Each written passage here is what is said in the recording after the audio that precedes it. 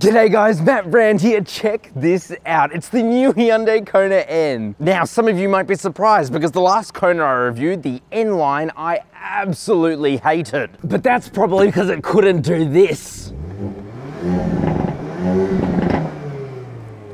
Today I'm going to be reviewing the out of this car. We're going to talk about the exterior, we're going to look at the interior, see what's under the bonnet because it is insane. We're going to launch this thing from 0 to 100 to test the manufacturer's claims. I've actually got proper specialist timing gear now. Cost me a fortune. And of course I'm going to drive this thing around Saucy Corner, give it lots of sauce. And as you guys know, the i30N is my favorite hot hatch, so I'm going to compare that to this. Which is better? I'll let you guys know. Okay, let's get straight into it. As always, let's start with up front. And I actually asked for this one in its new color, Gravity Gold. It's a matte finish and it looks beautiful. It looks way more silver than it does in gold, though sometimes you can see a bit of that gold come through. But if you don't like this, get it in Performance Blue, it's easy. This thing does look super mean and super aggressive. First of all, you got the daytime running light here. It's also the turn signals. You have really bright LEDs here, which are nice. Up in this enormous grille, you have the N badge there for Namyang or Nürburgring. You've also got these 3 fake slats here, but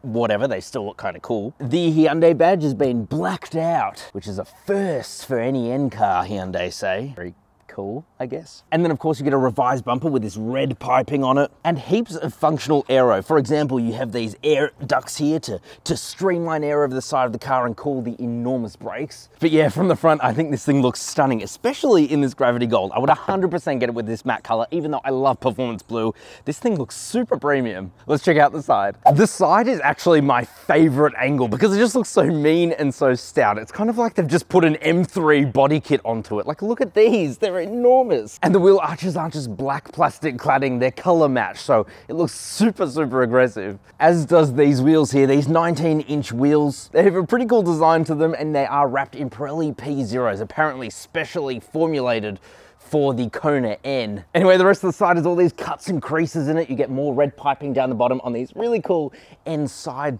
plate scuff things, whatever they're called. We have nice black wing mirrors here. You have keyless entry and go there too. And don't worry, this car hasn't forgotten that it's an SUV. You have these nice roof rails up here, just beautiful. And of course, another touch has a floating roof. Look, it's floating in the air. No. But yeah, I think this thing looks so mean from the side, super aggressive. Let's take a look at the back. Now check out the ass on this thing. It could rival Kim Kardashian in its width. It's seriously stunning. You have this really cool spoiler up here, heaps of functional aero, apparently. I did actually take this thing on the track back in Sydney, but because of rain and La Nina, I couldn't take it back. But this thing handles really well on a track. You have the classic split tail light design here and a third brake light right up here, just like a race car. It's actually a very cool design. I love it. You have your N badge there, your Kona badge there, and look at the enormous bumper on this thing. It makes this car so fat and so wide, hence Kimmy K. But then look at the diffuser. It is 100% fake, but it looks pretty cool. More red piping there, of course. And then down the bottom is the best part of all. It's the exhaust. This thing sounds absolutely phenomenal, just like the i30N. Take a listen.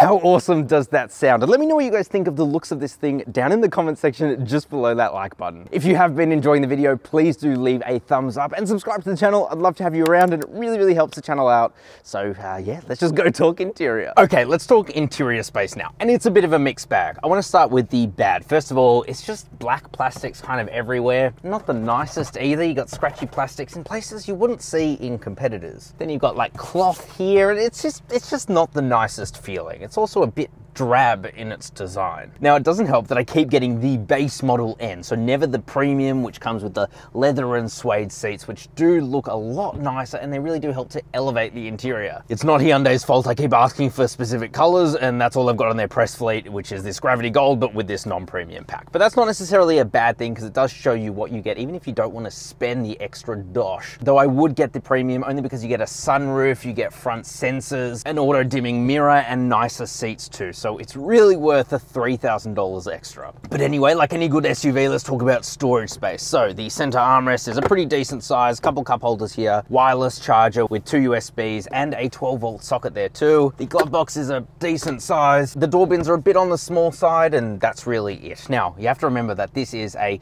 jacked up i30 essentially.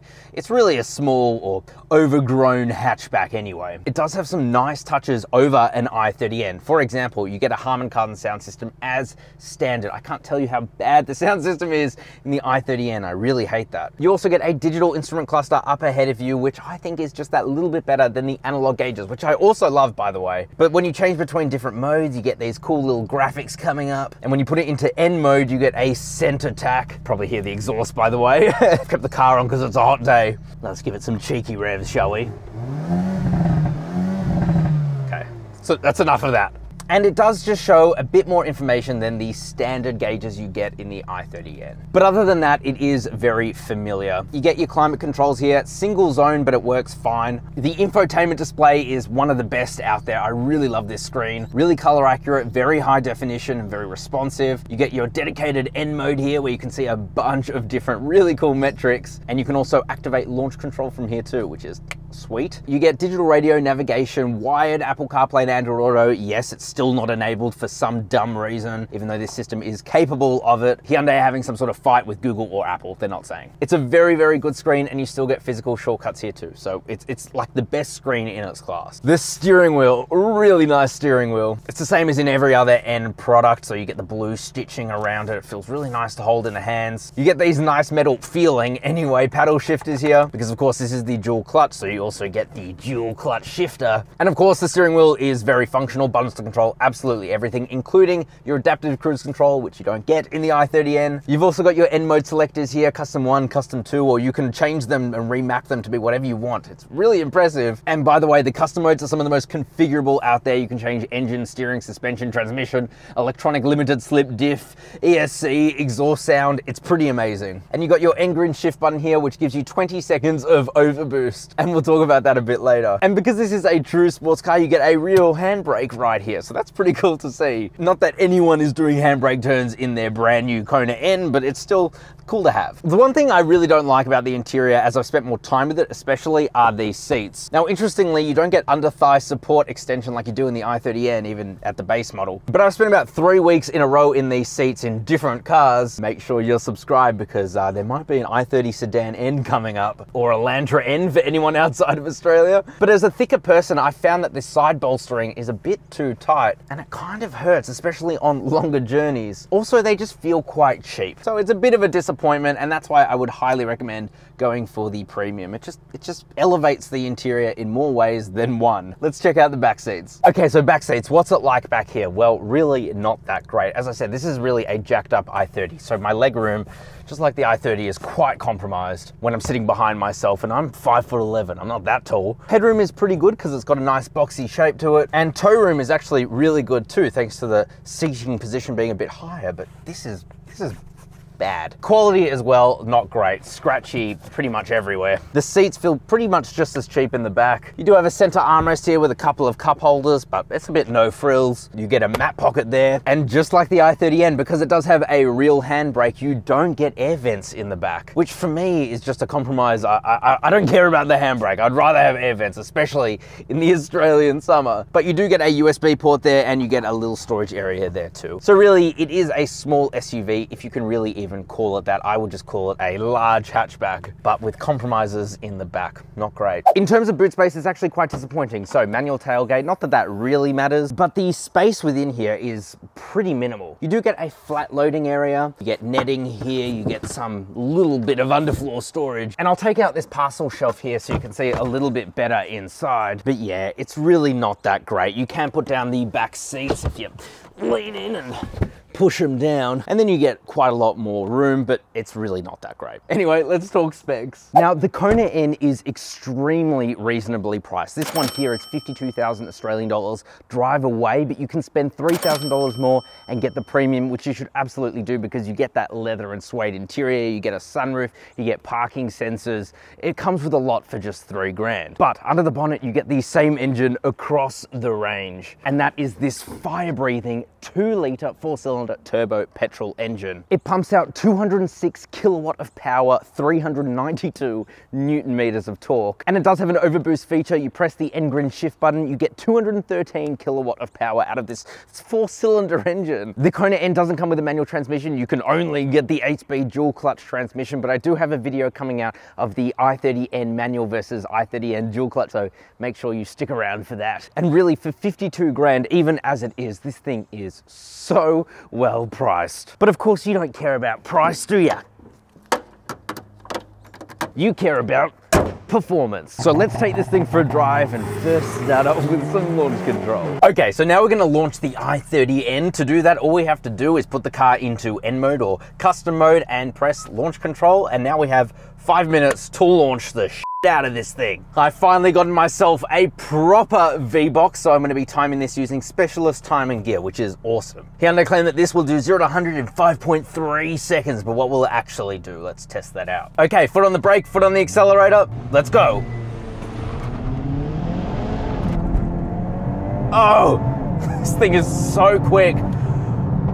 Oh, 0 to 100 in 5.13 seconds. So it beat the manufacturer's claim. This thing is so quick. For a front wheel drive car, it is insanely good. Well done. Okay, so now we have to get up to highway speeds to see how this performs on the highway. So the only rational thing to do is to give it some sauce.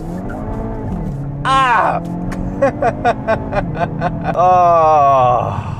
End products. Okay, so let's put the car into normal mode because I want to see what this car is like to live with on a daily basis, especially when you're on a highway like I am now. The suspension is a bit, you know, like that. It's definitely not the most comfortable car out there, but it was never designed to be. This is meant to be able to hooligan around a track, and when I took this thing on a track, boy, does it perform well. Really, really well, which is kind of counterintuitive because here it says, warning, higher rollover risk. So as you're going 200 kilometers around a corner, you glance up and you see the car like that, but it won't do that. I think that's just mandated. But yeah, when you're just chilling around, the 8-speed dual clutch is really, really smooth. It's not quite Porsche PDK levels, but it's truly not far off. This is my second favorite dual clutch after the Porsche's PDK, but very different price brackets there. And really, when you're going 100 k's per hour, you're only sitting at like 1500 RPM, so it's relatively quiet. Really, my last negative of how this thing drives is that it does just have quite a bit of road and wind noise. It's not really surprising. At the end of the day, this hot hatch is built on a platform that is shared with a $20,000 Kona, so yeah, you do still get some road noise, some wind noise, but it's not a deal breaker. But what happens when you don't want to be a little and you want to have quite a bit of fun? Well, let's put the car into N mode and, well, let's just give it some sauce. Oh.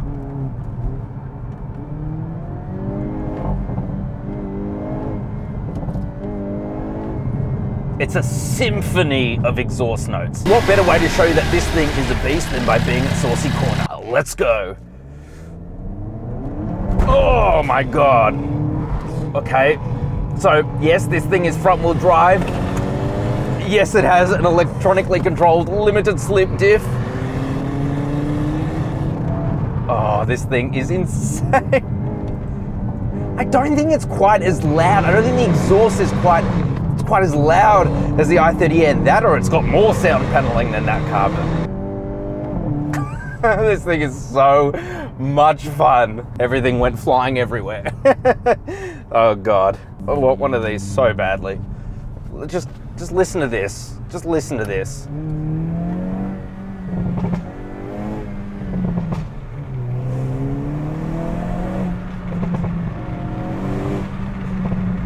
It's awesome. The thing that is most incredible to me is that you don't have to pay $1 billion to have one of these. 52 grand for what you get is so impressive. So impressive. Oh, I can't get over it. And you know, a lot of people are gonna call me a fanboy, and honestly, I am. Because I'm yet to come across an end product that sucks. They're all incredible in their own way. Here's another bad thing about the Kona N though, and that's that the turning circle is horrendous. It's really bad. Same as the i30N. I don't know why, they just suck at it. One of the features that you get on the dual clutch is N green shift. So let's press that. Now we have 20 seconds of overboost. So, oh. You're holding on for dear life. Yes, you get quite a bit of torque steer, but I'm surprised how much grip these Pirelli P0s have. Usually I'm not much of a fan. Oh, I can't get over the sound. Steering is really heavy, which is quite nice because it feels very precise when you're just driving along. And of course, all of this is configurable. You can have it whatever bloody way you want. I've got it that everything is full fat 100% except for suspension, because yeah, when you put it in N mode, suspension gets like that. In fact, let's do that. Let's put it into N mode. Oh, I can already feel it. Oh, I need a few more farts. Okay, so i30N versus Kona N, which is better? Well, first of all, spec for spec, the base model Kona N with the dual clutch and the base model i30N with the dual clutch, same price. Can't get this thing in the manual, so you can get the i30N a bit cheaper if you get it with the manual. If manual is your thing, then you only have one choice, right? But if dual clutch is your thing, it becomes a bit tough. You see, one of the first issues is that the Kona N is sourced from the Korean factory, whereas the i30N is sourced from the Czech Republic. Czech Republic is a lot further away from Australia than the Korean factory. And so dollar for dollar, the Kona N is cheaper to import. And so even though they're at the same price, you get a few more things in the Kona N than you do in the i30N. For example, adaptive cruise control. You don't get that in the i30N. And that for me is like a must-have in a car these days. Now, it will shut off under 10 kilometers an hour. No idea why, no other Hyundai product does that, but it's still really good to have. The other thing it has, for example, is automatic wipers. You don't have to pay for the premium like you do in the i30N. And then speaking of premium, you don't have to spend another $2,000